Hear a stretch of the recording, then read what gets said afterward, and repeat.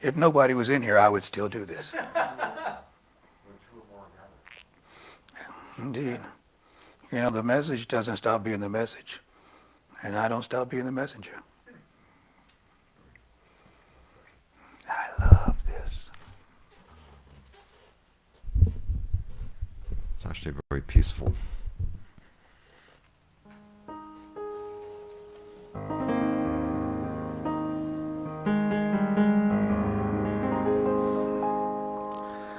In this very room, there's quite enough love for everyone. And in this very room, there's quite enough joy for everyone. And there's quite enough peace and quite enough power to walk through our every fear.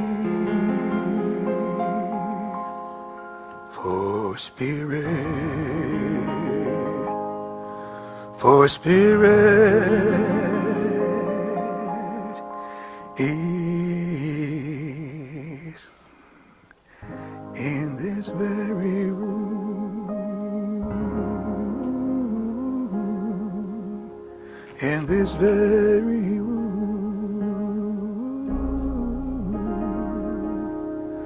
in this very room.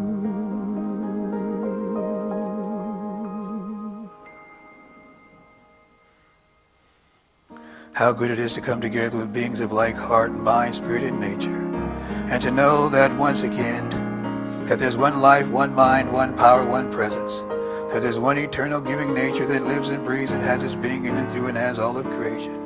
It lives and breathes and has its being in and through and as me, in and through and as the San Francisco Center for Spiritual Living, all of the live streamers online, everyone present here today, everyone in our hearts, everyone in our minds, every anticipation, every memory, every circumstance, every situation, heartbeat by heartbeat, breath by breath, God is all there is. Resting and abiding in me and through me and as me, I know this service is already complete in mind. That everything necessary for the very best outcome is already occurring. And that the best of us is open to the rest of us and allowing even the darkness to find its place in the divine embrace of wholeness. For this truth I give thanks and praise. I release and I let go.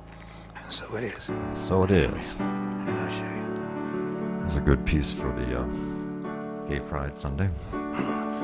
This joy that I have, the world didn't give it to me. No, this joy that I have, the world didn't give it to me. This joy that I have, the world didn't give it to me. No, the world didn't give it. The world can't take it away. this love that I have, this love that I have.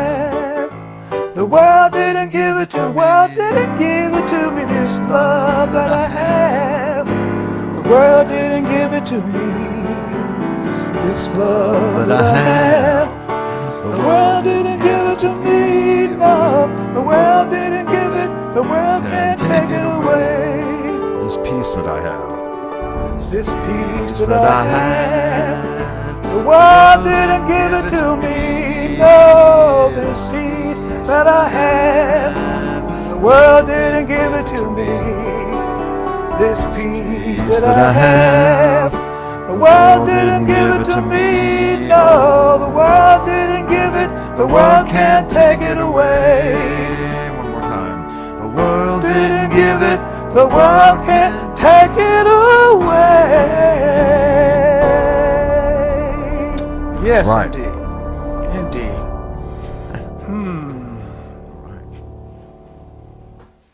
Gabriela. This brings us to our reading, yes? The reading is in the Science of Mind. Yes, and I will be doing our reading. It looks like I'm the show today. Well, Gabriela just came Gabriela's in. here. There she is. And we That's Gabriella. This is Jeff. Never been here.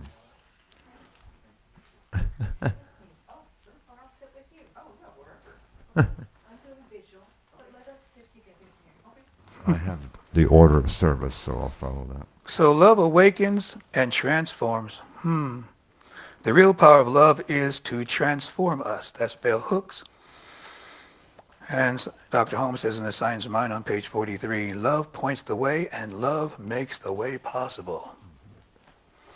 Love is a sacred alchemy that calls our spirit to awaken and expand.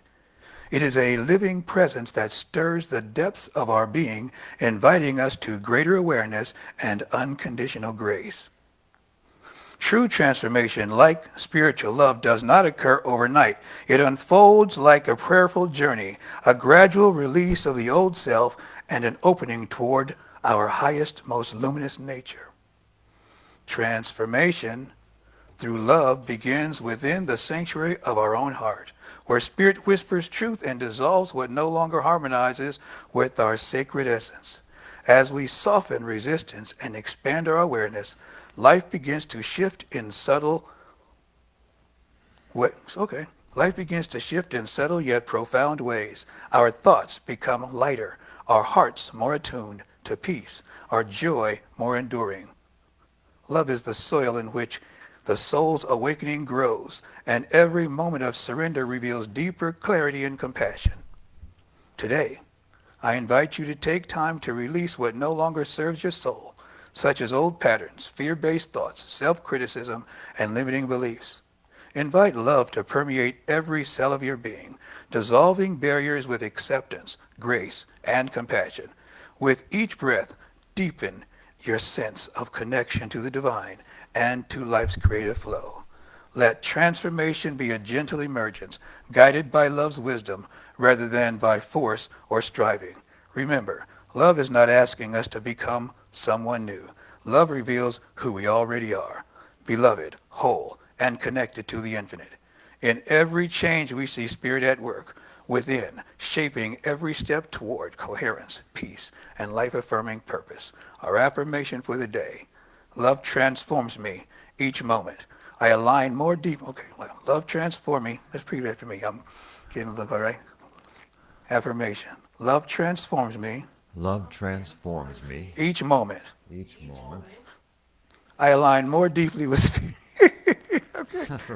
I just let me sit Maybe down. read the whole thing once so we get the I gist. read the. Somehow I got a little lost my place. What is? Let's make it simple because there's so many words. You know what it is? Let me just be real. So many words that I've lost the message. Can't But see. what we know is that love transforms us.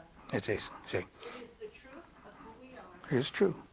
and that we have the absolute guided opportunity to release with whatever we hold that is unlike love. That is absolutely true. And that's a lot of words for us to say, to repeat back. So I can do this. Actually, the punctuation is a lot clearer for me now. I'll also go through it. Love transform me. Love transforms me. Each moment I align more deeply with spirit. Each moment I align more deeply with spirit. And step into my divine destiny. And step into my divine destiny. Indeed, and so it Hallelujah. is.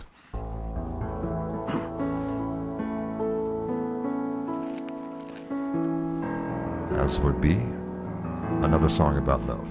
The way things work, of course. In this moment, in this place, I remember who I am, letting fear and worry fall away from me. I open my eyes and see there is only love. There is only love. Love that heals, love that sets us free. There is only love. There is only love. There is only love. Love that heals, love that sets us free. There is only love.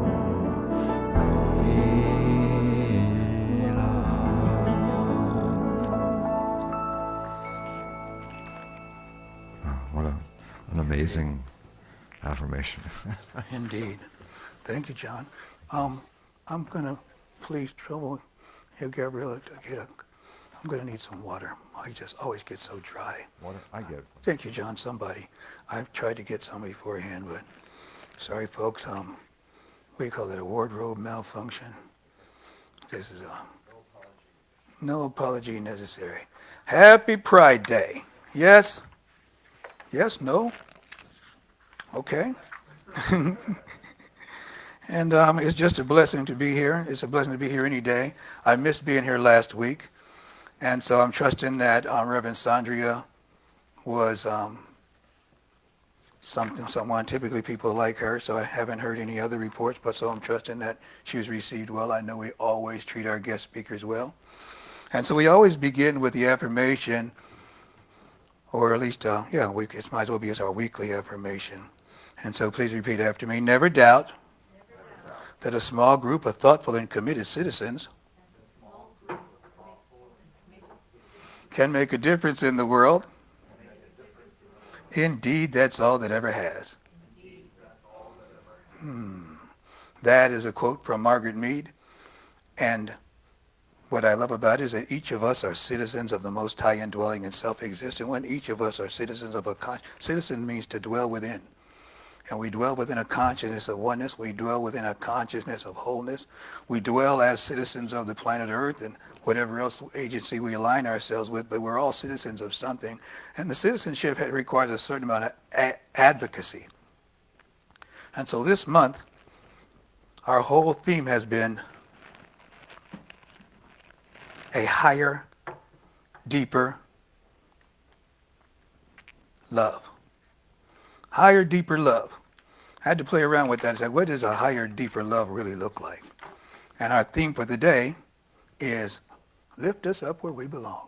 It was a popular song back in the day. Love, lift us up where we belong, up where the clear winds blow.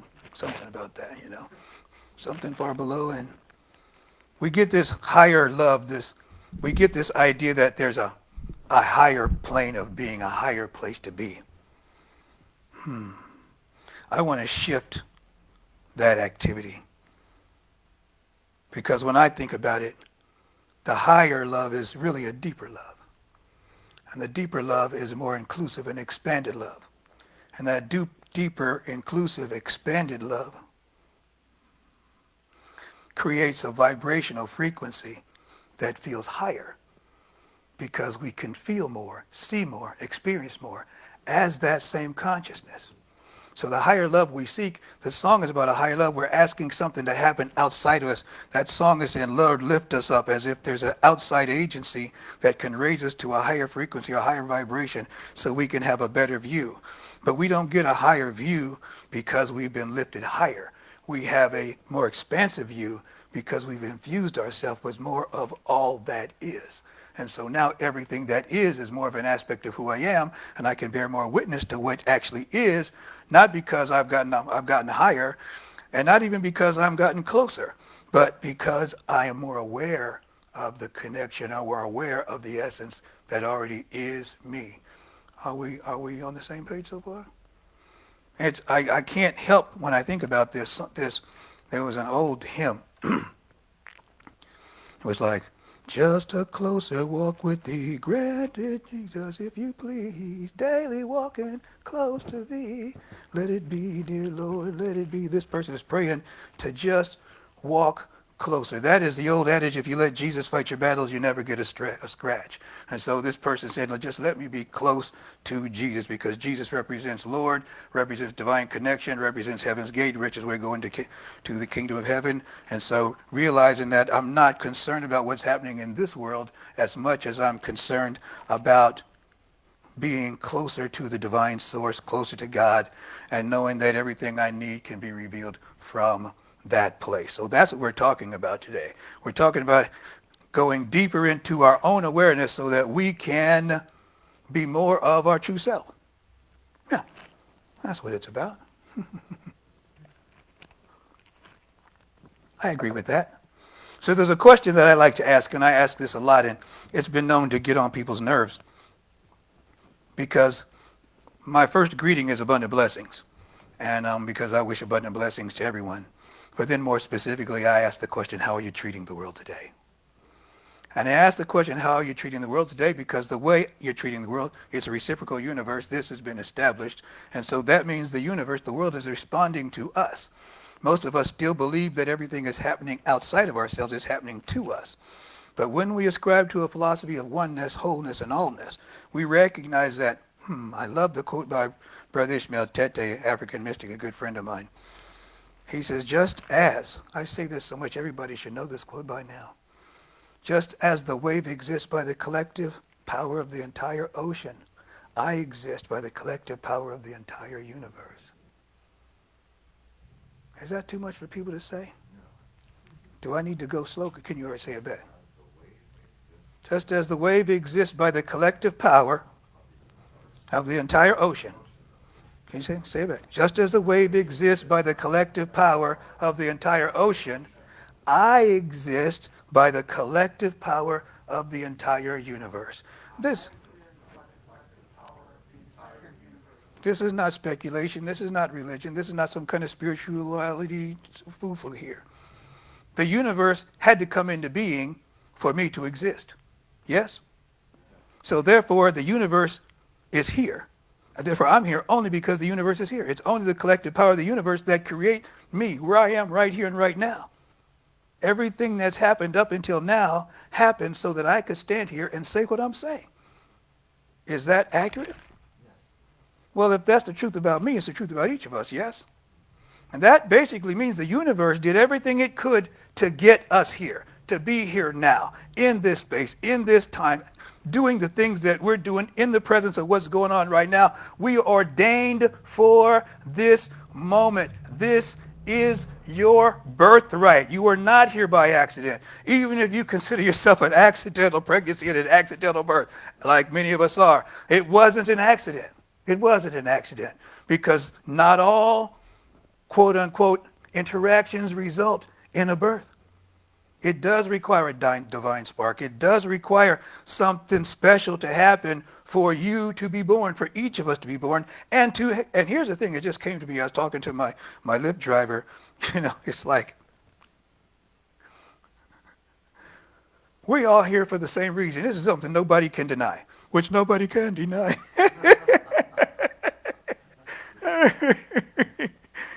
We're all here because we survived our childhoods.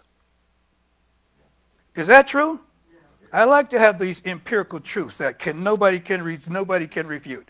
We're here because we survived our childhood, period. Well, I didn't survive. I had a great childhood, yes. And you prevailed over your childhood. You survived it, meaning you existed beyond it. Who you are is still present. Now, typically, I would say that childhood is traumatic because it usually is. Even people I've met who got everything they wanted, that was traumatizing to them. And so it's like, wow, really, that traumatized you? You got the pony and you're still mad? Wow. It's hard for me to get that, but, I have to accept what they're saying is true.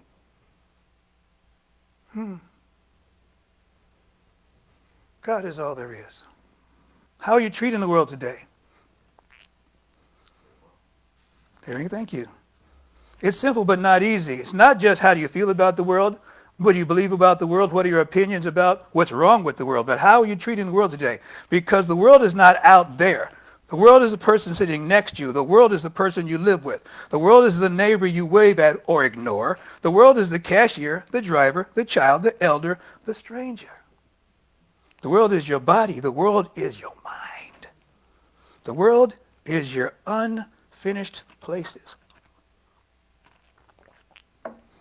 I'm going to talk about unfinished places. But even that. So when I ask how you're treating the world today, I'm asking a spiritual question. One of the practitioners here would just be, says, it seems like you're trying to set me up when you ask me that question, like you're trying to manipulate my mind or my consciousness. I thought she was crazy.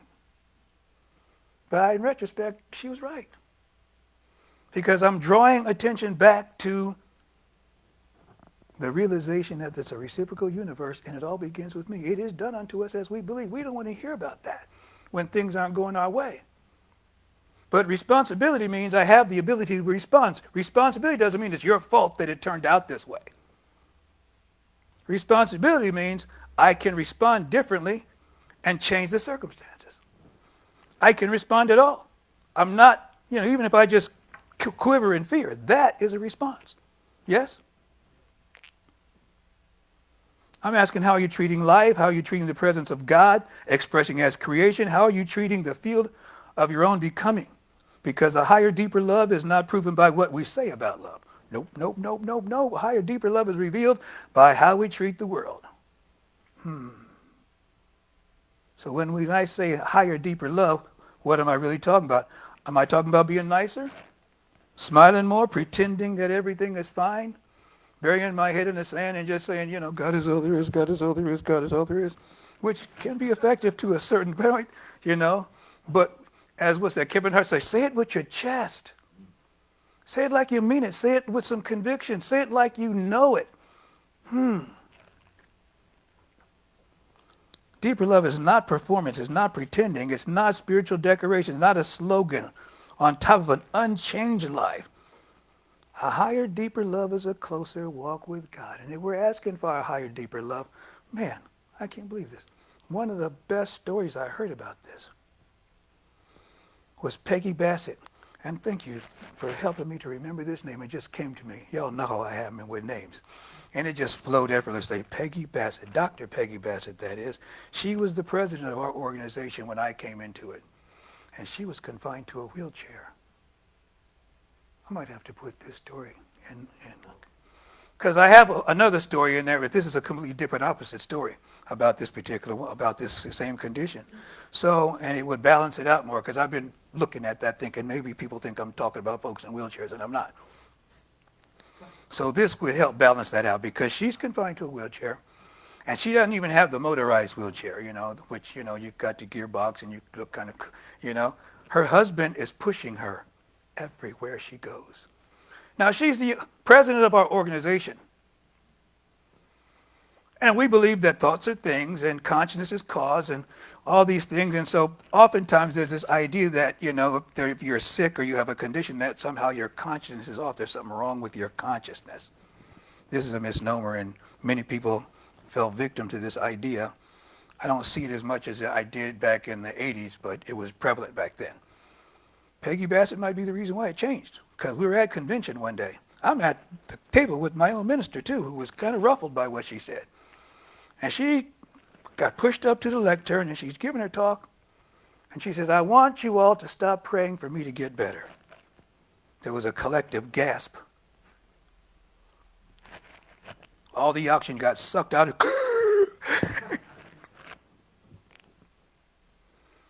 People are on pins and what is she talking about? She says, I don't want you to pray for me anymore. I'm not trying to get better. I'm trying to remember the full text, but basically, I'm content the way things are. She said, my whole life, all I ever wanted was a closer walk with God. And now, everywhere I go, my husband pushes me there.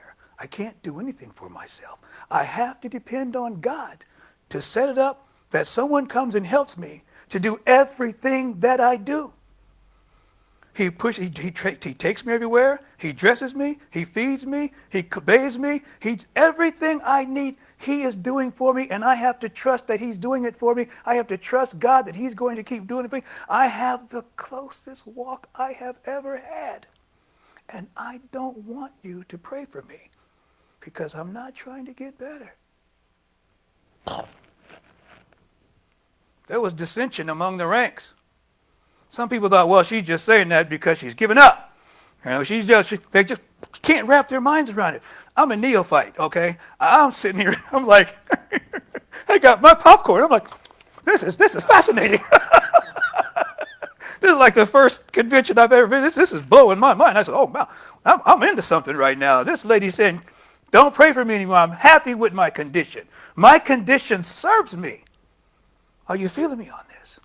She's finding the joy right where she is. She's growing where she's planted. She's realizing I'm making a difference just like this. I'm making a statement that everybody, this is not an infirmity to me. Then you have to ask ourselves, well, am I describing as an infirmity in my life? If that's not an infirmity in her life, then what's that guy's? I don't know his name. The guy. Anyway, I don't have to go there. Which he's a guy's a quadriplegic and he's a motivational speaker. And I watched the film. He's like sideways on this table, and he sits himself upright with no arms and no legs, and he looks out at the audience and he goes, "So what's your excuse?" You know, kind of putting people on blast. A deeper love, a closer walk. And this walk it's a daily, intimate, surrendered walk, like Peggy Bassett's. It's a walk we're lifted into a consciousness that treats the world differently. You treat the world differently because you have a different perspective about your relationship to the world. It's not about trying harder to be good. I'm looking at all this stuff I wrote here that now I have. Love calls us to a closer walk. That's an old phrase, a closer walk with thee. I love it. I talked about that song. It's not a casual relationship, but it is a causal relationship. It's because I have this walk that I can see things differently. Because Peggy Bassett knew herself. She had done her work on her inner reflection. She realized, wow, I'm sure at some point she must have had a little, oh, woe was me. But at some point, and that's the story of the prodigal son, when, the scripture says, when he blew his inheritance on riotous living, he came to himself. Had a moment of clarity, I think they call it in the rooms. All of a sudden you go, wow, what was that commercial? I could have had a V8. Things could have been differently. You know what Baby Jane said? All this time we could have been friends. There's a revelation. We come to a different place of awareness and everything shifts. Not because something out here has changed, people. Nothing ever really changes. We're still doing the same stuff. Scripture says there's nothing new under the sun. People are still feasting and having famine. People are still living in war and living in peace. They're still living and dying. Babies are still being born. Cruelty is happening and great compassion is happening. Nothing has changed. A new flavor, a new version. Well, it's worse now. It's more intense now. You know why? Because it's happening to you now. It's not history now. It's not something we read about in the books now. But if you were alive during the time of the bubonic plague, you'd swear that was the worst it's ever been. And we'd be hard-pressed to prove you wrong even now. Everybody who thinks it's worse now. There's been all kinds of horrible things humanity has been through.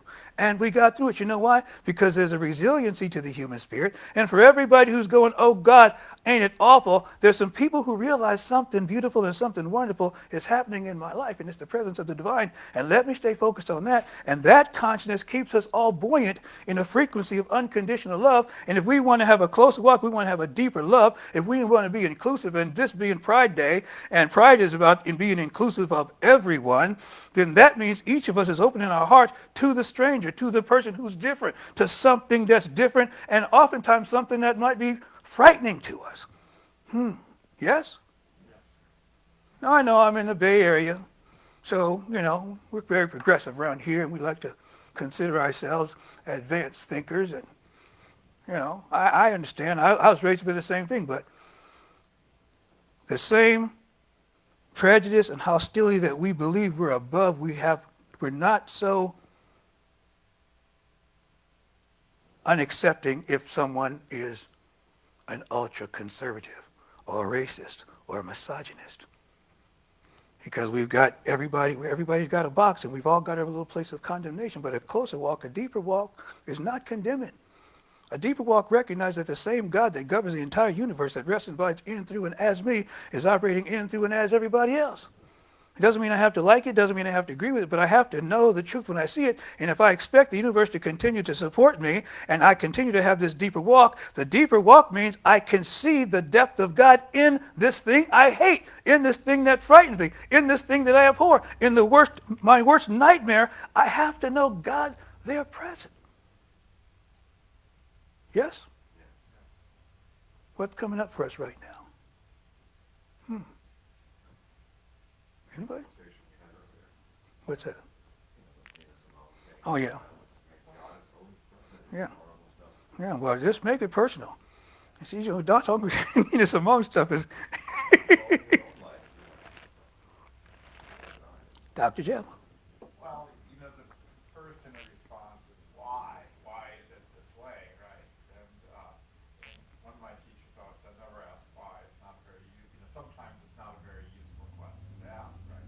And then the second thought that came up to me was, I recently saw this thing about Dante's book of all the purgatories and the heavens and the hells and, this whole thing. And it originally was called comedy.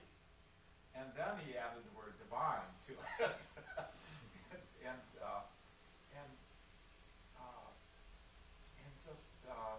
just the idea that there's something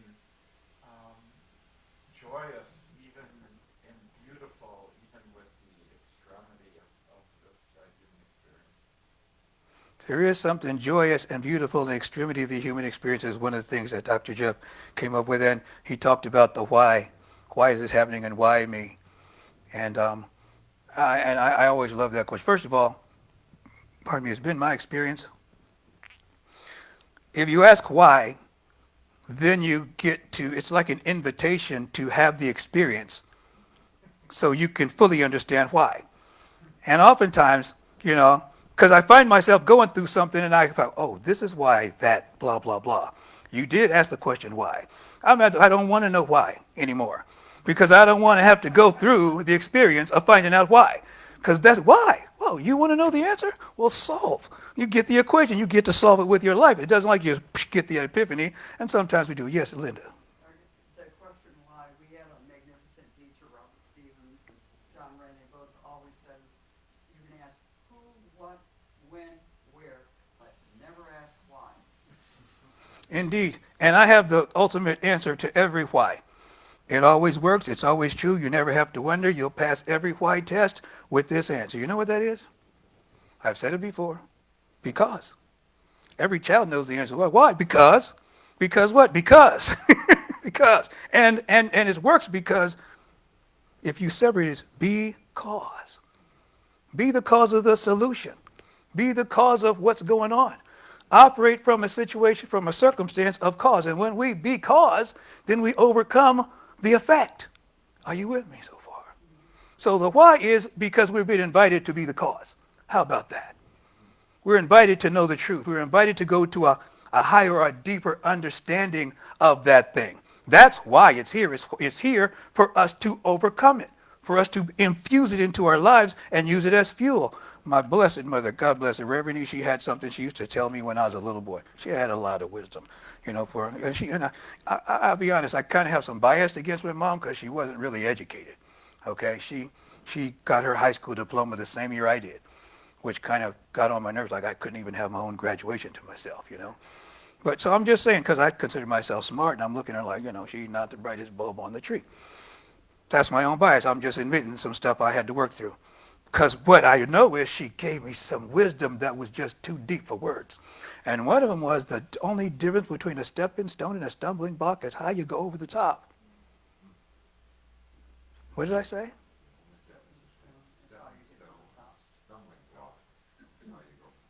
Indeed. Indeed. And The world that we live in, the rational world lives in why.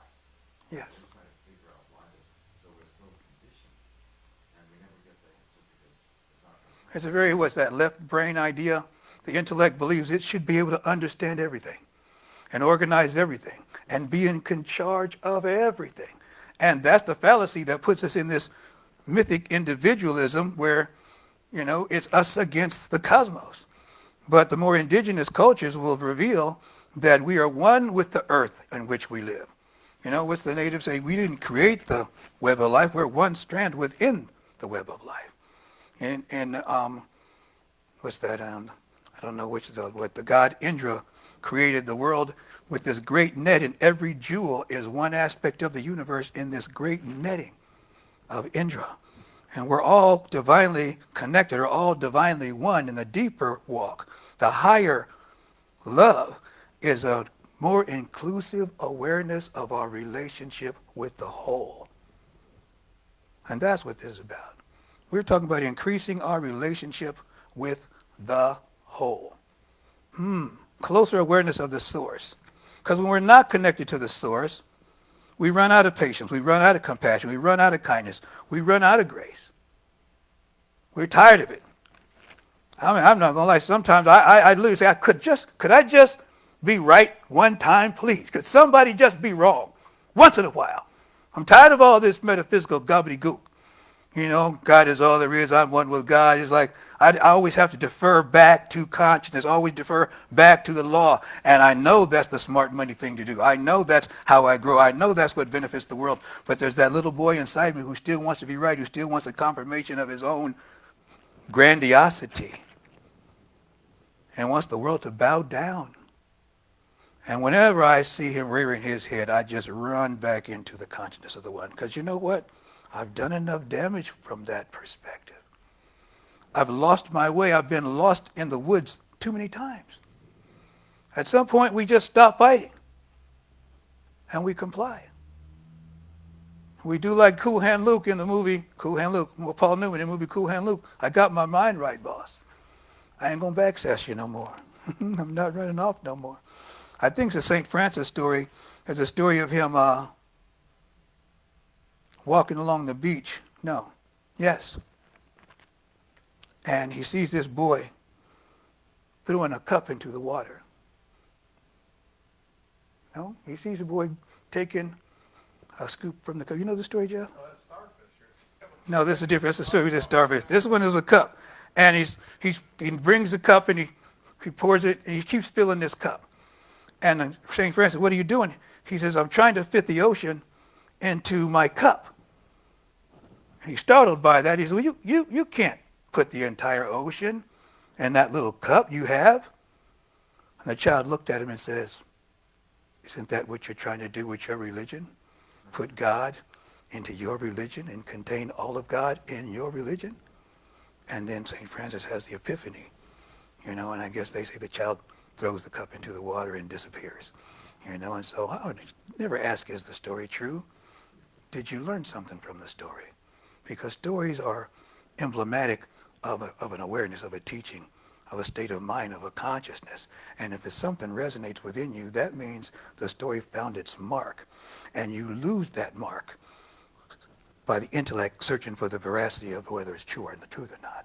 This is us ducking our responsibility. This is us trying not to be as great as we are. This is us shrinking that ocean into the cup, because now the intellect knows everything. If the intellect cannot prove it's true, then we get to chuck it aside. No room for mysticism. Are you with me so far? What does our closer walk look like? We got to forgive the low down, dirty no-goods for one thing. We all got some low down, dirty no-goods in our life. Those are people that didn't treat us very well. And then we have to stop thinking that opposite political parties and beliefs are somehow different, are more wrong than we are. It means I'm going to be nicer in traffic. I had a very interesting experience here. My Lyft driver is this Muslim brother. I started talking to him because he had a Quran hanging from his mirror. That's not something I'd seen before. I've seen a lot of things hanging from your religious emblems, even Islamic emblems, but not a Quran, with a tassel on it. And he said his mother gave it to him. And I'm like, well, your mother's praying for you. She wants you to know. He said, I know, blah, blah, blah. And we just talk about how you can work on the blessing 100% of the time. He's talking about how he tries to drive safely. But I got to see him do something that I realized I was impressed by.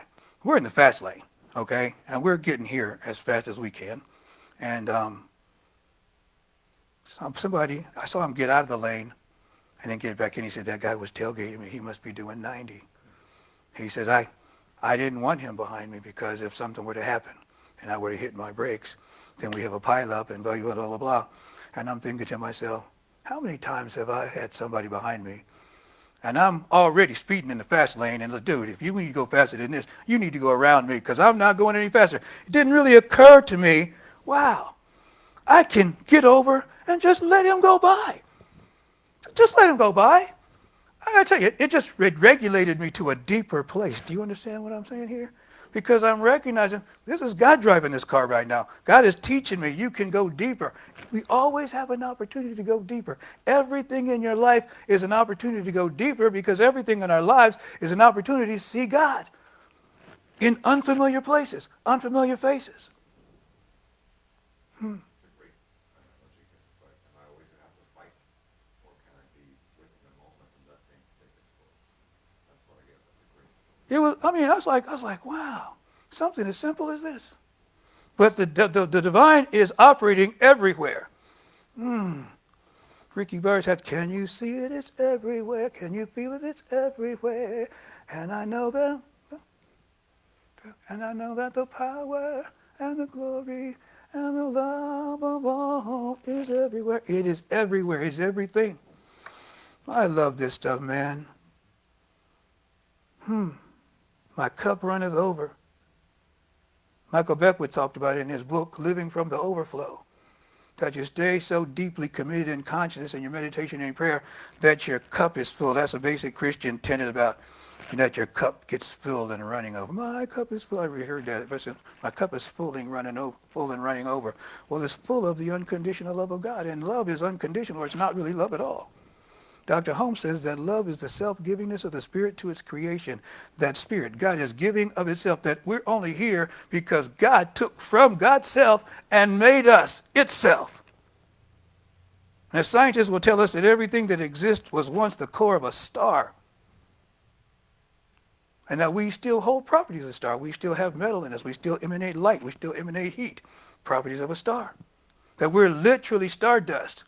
And then went further to say that the matter in the universe is not even matter, but everything is energy.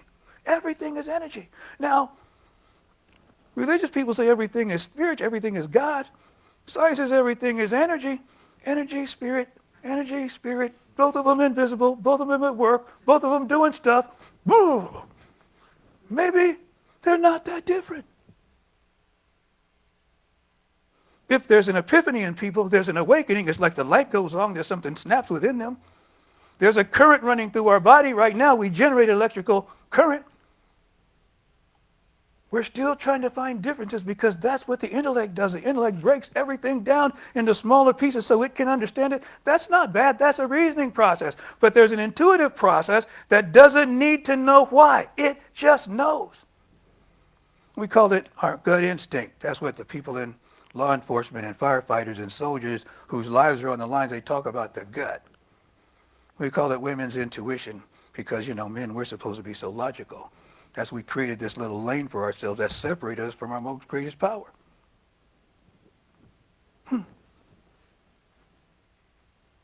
Love lift me up where I belong. When we forget, we fall into reaction, into fear, into grievance, into resentment. We fall into that belief that we're alone. That somebody's separate from me. When I fear, I treat the world as a threat. That's what I want to say here. That when we fall into the consciousness, fall into the consciousness of separation, when I'm talking about this closer walk, this higher love, when we fall from that, we fall into this place where we're going to treat the world according to whatever we believe. It's done in the use of belief. We create the world as we believe. So when I fall out of separation, now I'm susceptible to all these things. And so I have this thing, I want to go into this part. It says, so when I'm in fear, I treat the world as a threat.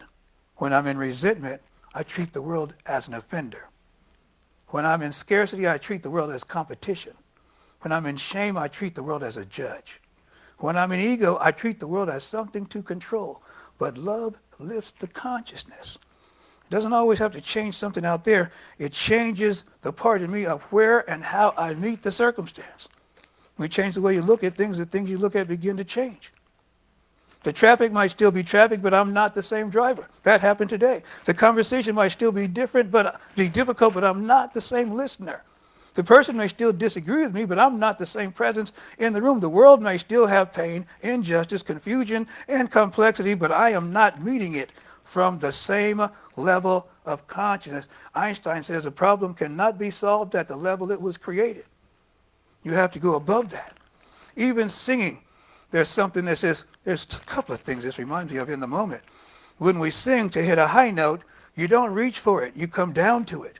You imagine the note and you come down to the high note if you want to stay on pitch. If you want to save a drowning person, you can't just swim out to them because they're flashing trying to save themselves. They'll grab you and say, you have to go underneath them and come behind them. And then you can tow them back to the shore. I'm saying there's a place we have to meet the thing that looks frightening, and we've got to meet it from a different consciousness. Someone who knows how to save lives knows how to meet it from a lifesaver's point of view. A singer knows how to hit the high note from a singer's point of view. We can live life from a point of view that says, I know that God is all there is, and this too is God in my life. Now, it doesn't mean I have to like everything about it, because God is the good, the bad, and the ugly. Sometimes God is ugly. Sometimes is the opportunity that's in your face that's so different. Sometimes God's the bully. And it's something that you have to get past. It's something you have to overcome. It's something you have to see yourself beyond, and you don't get there. Even children, we don't learn to just walk. We learn by falling down and getting up, falling down and getting up. Eventually, our legs are strong enough to start walking. They're not strong enough to walk when we first start crawling. We have to get up and fall, get up and fall, get up and fall. Finally, my legs are strong enough that I have balance. Then I take a step and I fall because I'm not strong enough to have balance in my legs yet. Are you feeling me so far? Perhaps the difficulty in your life is just learning how to walk in a higher level of vibration, a deeper connection to spirit, where now I can see the frightening, ugly, horrible thing and know that, I love this part, I love this part, I know who you are. You look like a low down, nerdy, you look like low down, dirty, no good. You look like something that I need to be frightened. You look like something terrifying. You look like something vile. You look like my worst enemy, my worst nightmare, but I see you, God. You are the divine, cleverly disguised as a problem, cleverly disguised as disruption. Can I see the divine in the disruption? Because that's what we're being called to do today, people. We are on the front lines. That's why we got up this morning. There's something inside of us that's not content to lay in bed and let it happen to us. Something is calling, Arr! It's the call of the wild. The soul will not be repressed. That's the good news. That means there's always more. Dr. Holmes says there's more to me than flesh and bone. Glory, hallelujah. There's more to me than flesh and bone. That means I don't have to solve my problems from the level of flesh and bone. I'm changing my relationship so I can extrapolate the blessing. Are you feeling me on this? So whatever it is that's coming up for you right now, there's a blessing waiting for you right there. There's unclaimed territory right there. There are riches unfolding right there. And in order for me to get that blessing, to receive that blessing, to have and be that blessing, I have to approach it from the consciousness that it is a blessing. And how do I do that? Glory to God. Glory. How do I do that? I bless it. I bless it. I don't look to seek what it is. I'm not trying to describe it. I'm not trying to define it. I know what it is, and that's why you hear me say all the time, I love Dickens' line from The Christmas Story. Tiny Tim says, God bless us, everyone. I say that every day, all day long. Every time I'm having a problem that I don't understand, something gets to me, it starts to disrupt my equilibrium, my sense of wholeness, I default to, God bless us, everyone. And he doesn't say everyone. It's not one word, everyone. Kind of confused me because I said, well, why wouldn't he say everyone? He says everyone. That means like every single last one. He says everything. And so now I'm the blessing of the world. That's how you become the blessing to the world. It's easy to become, you don't need a special dispensation from God to be the blessing to the world. Guess what? You are the special dispensation from God already, or you wouldn't be here. And you have the ability to bless the world because you can say, God bless this right now. You can even say, I bless. You can say, bless this. And when I say bless it, that means I'm taking all my animosity, all my angst, all my fear out of the equation, and I'm letting God do God's work right here. I'm letting this operate above my pay grade, as Obama said. I know that there are powers that are happening in the universe that are taking care of stuff like this, and I'm going to allow that to happen by getting my bloated nothingness out of the way of the divine circuit and allowing the completion of the divine in me, through me, and as me this moment by bestowing the blessing that I am and that I know it is into my awareness, and then governing myself accordingly as I walk and talk and live and breathe and have my being. That's why the scripture says, bless those who despitefully use you. What other chance do you have? What other choice do you have? Oh, you can fight them tooth and nail. You know, eye for an eye, tooth for a tooth leaves us all blind and toothless. This is not an indictment on blind, toothless people. Just a reality check. So I have to let go of all my I'm going to get you. I'm going to make you pay. That was the other chair story. The woman that was in my class who asked for prayer when it came to me that she needed to work on some forgiveness, she said, if I need to forgive them, I just as soon stay in this chair. Some of us have adopted a chair that we're going to sit in. We're going to take this grievance to the grave. We're proud of it. I'm proud of it because it means I stand for good. Well, how's that working out, you know? Am I happy? Do I have joy? This is a call to action, people. To arms, your consciousness is calling. My weapon of choice is love. My weapon of choice is love.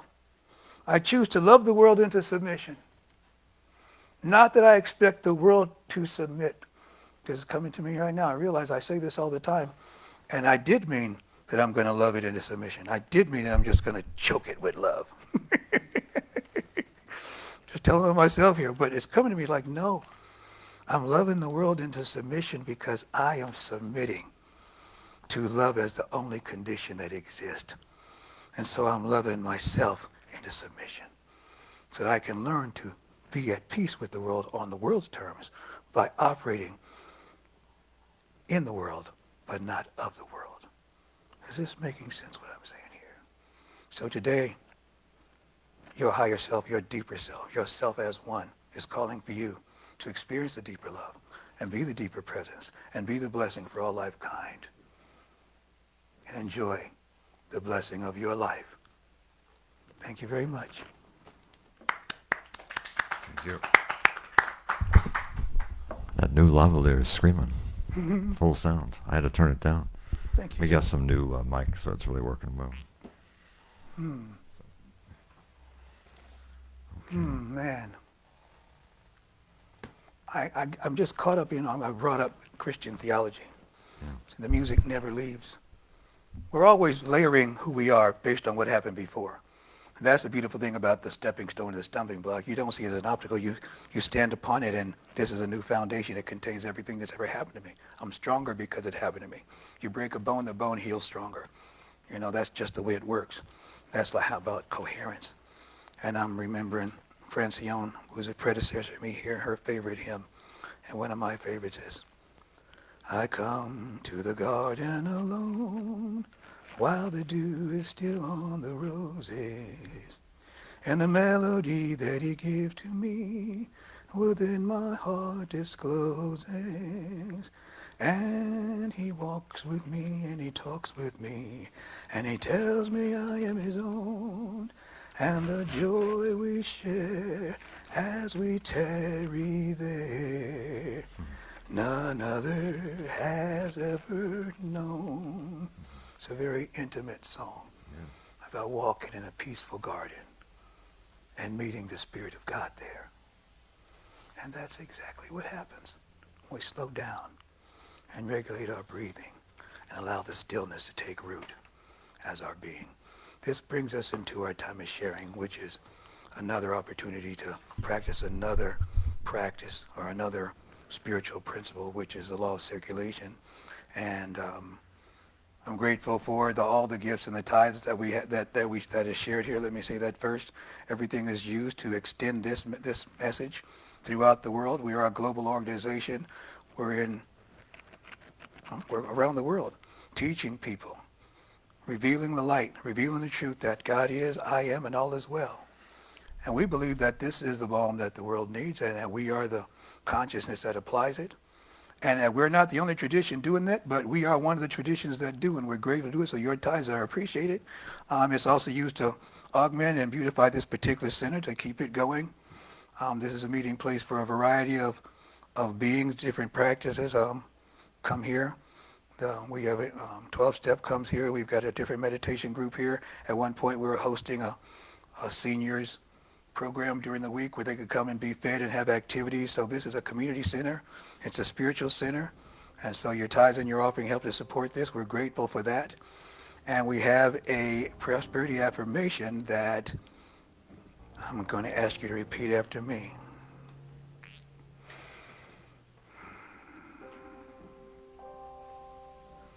From a consciousness of abundance From a consciousness of abundance and centered in gratitude, and centered in gratitude, I generously give. I generously give I accept the gifts of prosperity and abundance of prosperity and abundance as I demonstrate divine circulation in my life. as I demonstrate divine circulation in my life. In gratitude I freely give. In gratitude, I freely give. In joyful acceptance I freely receive. In joyful acceptance, I freely receive. So it is. And If you're giving Daniel's online, coming forward with a basket. Go for it, Daniel. if you're giving online, the address is give@sfcsl.org, and that's for PayPal and Zelle. Thanks. Thanks, Daniel. I am remembering who I am. I am remembering who I am. I am remembering. I am remembering. I am remembering who I am. I am remembering who I am. I am remembering. I am remembering. Yes, I. Giving thanks and praise for the offering received here today. Knowing that it is used to bless, consecrate, multiply, and send forth the message of oneness, wholeness, and allness throughout the realm. Gratefully accept. Knowing that this day and every day all is well. And so it is. So it is.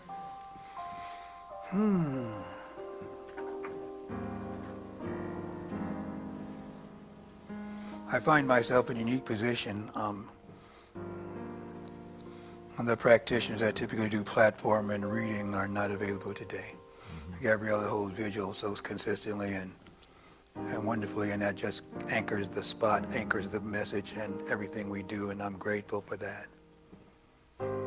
So I'm doing the spiritual mind treatment, which I love to do, and quite frankly, sometimes I'm jealous that I'm not up here doing the treatment when other people are doing it, and so it gives me a chance to do it, and so I'm grateful for that. And so if anything came up to be healed during this talk, if any memory or an anticipation, something came to mind, let's bring that back into the consciousness that we are working in right here and right now. Any memories, any anticipation from the past or anything we might be looking forward to in the future, we're bringing it all into the presence of the now. And we're starting a hot fire. A fire hot enough to burn all the dross off and reveal the brilliant luminescent shine of our own divinity. God bless us, everyone, each and every one. Giving thanks and praise for yet another opportunity to be the presence of the divine, to be the walking, talking, living, breathing expression of wholeness, oneness, and allness. Knowing that what's true for me is true for all beings everywhere. I speak first person, knowing that each of us is first person. And that there's only one us here, there's only one beingness here. And I'm operating from that beingness, recognizing one life, one mind, one power, one presence, and one eternal giving nature. It is the life, the mind, the power, the presence, the eternal giving nature of God, the good, the indwelling and self-existent one that lives and breathes and has its being in and through and as all of creation, in and through and as me, the San Francisco Center for Spiritual Living, all truth sinners and all truth seekers everywhere. I am one with the same life, mind, power, and presence. Each of us is one with the same life, mind, power, and presence. And right where I am and just as I am, and this divine giving nature. And right where I am, and just as I am, the life, mind, power, presence, divine giving nature of God, the good, the indwelling, and self-existent one is operating in me, through me, and as me. And not just in me and through me and as me, but in me and through me and as all of creation. And I recognize that truth. And all I think and all I say and all I do, I know it's happening right now, even as I speak. I know it's happening in my community, even as I speak. I know it's happening in the world, even as I speak. Regardless of what's telling me on the news, regardless of what it says online, regardless of what's in my feed, regardless of what my neighbors believe, regardless of the way I was raised, regardless of what my heart might fear or dread, I know that there's an irrefutable, incontrovertible truth that operates in me and through me and as me, and it says, I am and all is well. It says, God is, I am, and all is well. It's operating right now, and I see the divine presence in every circumstance and every situation. I gaze into the abyss of my deepest fear, and I call the God presence forward by embracing that darkness and knowing we are one. God bless each and every one. God bless us, everyone. I know that all of us are operating from this divine frequency to the best of our ability, to the best of our ability. To the best of my ability, I continue to operate from this consciousness. This center operates from this consciousness to the best of its ability, and that ability continues to increase and continues to grow as we continue to bless all beings everywhere, all circumstances everywhere. As I continue to bless all beings everywhere, all circumstances everywhere, I see the change in myself unfolding in my environment and my surroundings, and I walk and talk and live and breathe and have my being as a blessing for all lifekind, as a blessing for my own beingness, as a blessing for the center. What's happening for me, what's true for me, is true for each of us right now. Each of us is standing in that fire. Each of us is allowing all of our grievances, all of our brokenheartedness, all of our delayed gratifications, all the denied expectations, everything that we feel has been working against us right now is grist for the mill. They're logs on the fire of transformation, and we shout to the heavens from the depths of our being, burn, baby, burn. Burn me up. Burn it away. Release it and let it go. And we're releasing from our consciousness everything unlike the glory of God. We're setting the captives free. We're sweeping out the jail cells of the occupation in our mind. We hold others captive for not being and doing and living the lives we expect of them. We let go and we let God of all the hurt, all the harm, all the danger that we've incurred this day. We say, yes, I see the blessing. I see the glory. I see myself on the other side of it, more resplendent, more beautiful, more powerful because of it. It's happening even now with this breath and this heartbeat. Glory to God. I say yes to my divine empowerment this day. I pull all my blessings into the storehouse of divine consciousness and bless all beings everywhere, regardless of circumstances or situations, timing, whatever. Bless it all. Bless us all. Bless it. Bless me. Bless us. Bless now. Bless here. It's from this place that I'm walking and talking and living and breathing and having my being now and forevermore. Anytime I think about this from now on, God blesses everyone. When it comes back to my memory, God blesses everyone. With every walk, God blesses everyone. With every ache and every pain, God blesses everyone. With every heartache, God blesses everyone. With every fear that encroaches, God blesses everyone. And I render the blessing, I release the blessing for all of lifetime. I unfurl the inner splendor of my own divine givingness and blessedness, and I receive and reveal, experience, and know again the truth of my own glory and my own bounty. And it's happening now for each and every one of us. The light is increasing. The aperture is opening. The heart is warming. The truth is revealing. And each of us are releasing and letting go. I am releasing and letting go. It's happening now. It's happening now.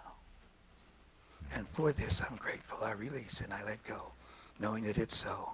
And so it is. And Amen, Shay. And Om Shanti, Om Shanti, Om Shanti.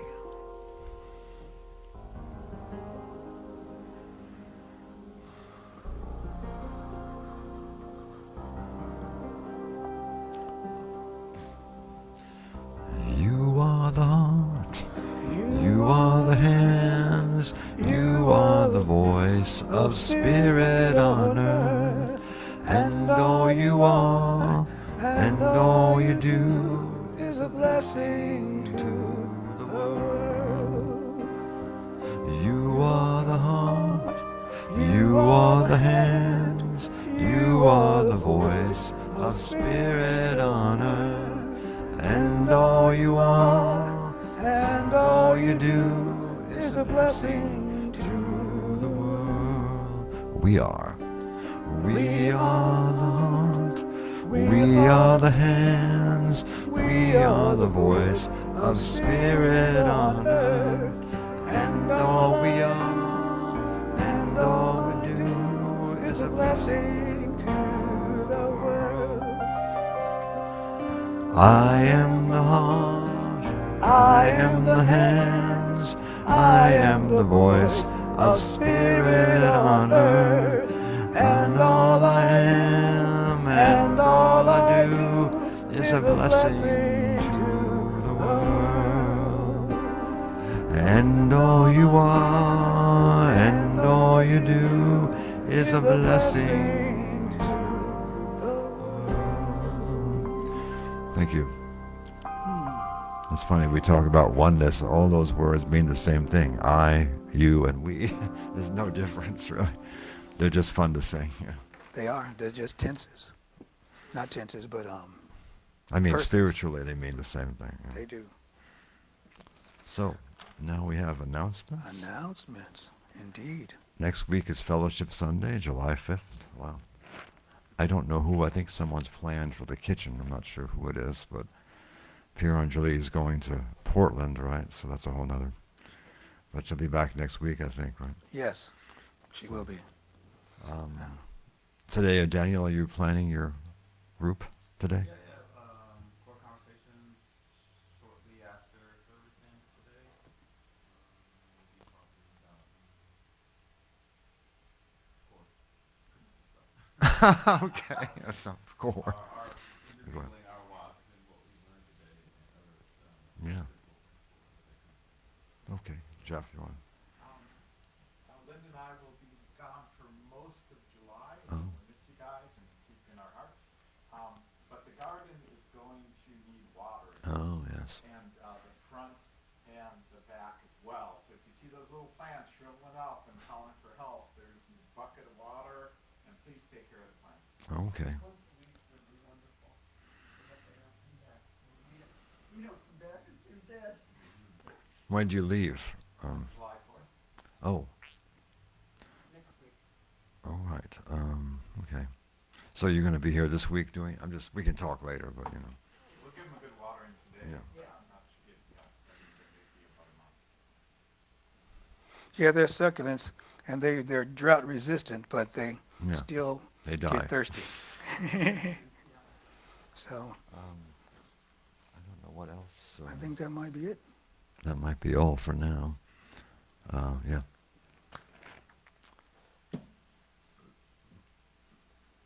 Yeah, I don't know what else. So I guess Did we sing our song? oh, that the was it? benediction, right? If it's benediction, I'm in position to do it.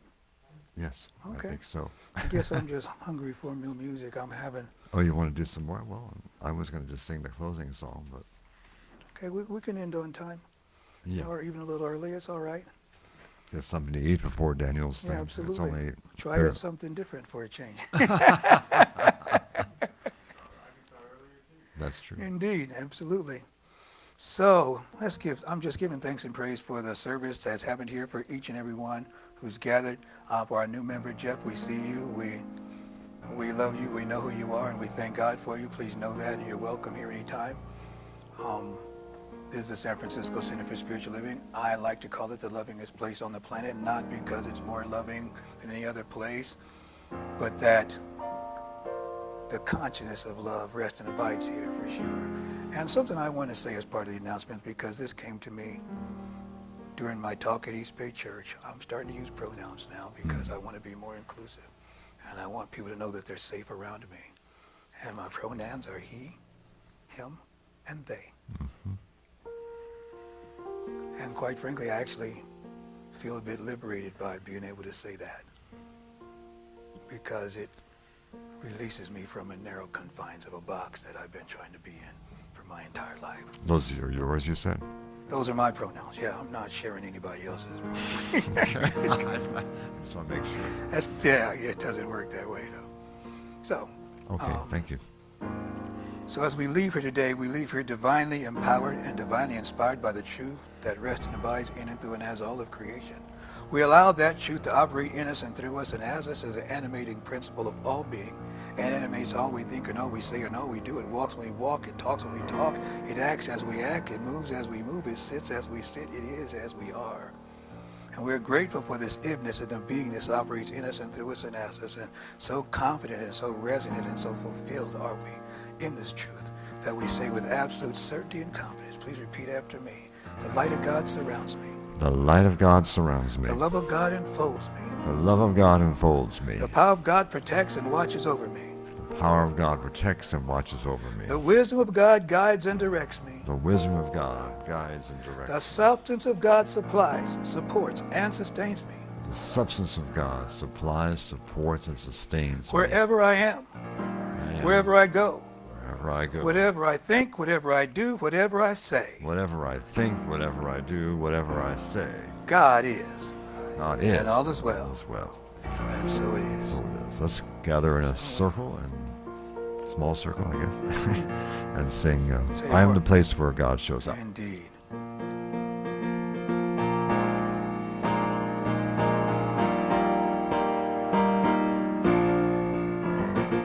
I am the place where God lives, moves and breathes, and has his being. I am the place where God shows up.